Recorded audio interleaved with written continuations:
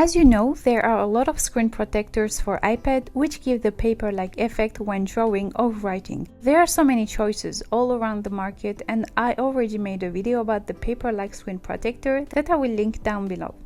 So in this video, I will install and try the AR Plus Paper Fill Screen Protector I have just received and give you an honest review.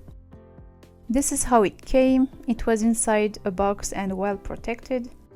So let's start the installation. What we call paper-like is actually a mimic paper texture. Most of the people who start to use the iPad for the first time struggle with the transition from a normal paper to a digital screen because paper has a lot of friction and we are not used to the smooth, frictionless glass of the iPad screen. It works by providing a slight resistance against the pencil, which allows for more controlled strokes and of course the familiar feel to drawing on paper. We also have a matte finish that reduces the glare, which is especially amazing for people like me who like to take pictures or record their screen when drawing, making it easier to see the details. I think it does a really good job on delivering on the promise that it feels like paper and that there is no glare, so no reflections that were normally on a normal screen. So there are also no fingerprints, so it looks really clean. And the best thing is this amazing sound of pencil on paper. It's really nice. The only thing I can say is about the installation.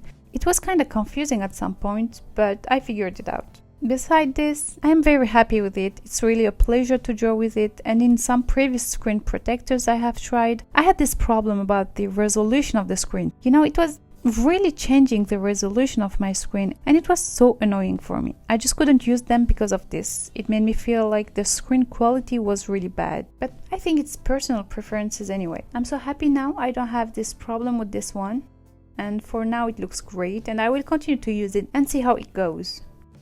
As I already said before, I learned how to use the iPad without a screen protector in the beginning and it took months to get completely used to it. And I think that it's probably easier to learn drawing on an iPad with this kind of paper fill screen protectors. So I definitely recommend it if you're tired of that slippery feeling when you draw, and this won't change the resolution of your screen, and I think this can be very useful. And if you are interested, they also have really good explanation on the technology behind it in their website that I will also link down below. Thank you all for watching and see you in the next video. Bye!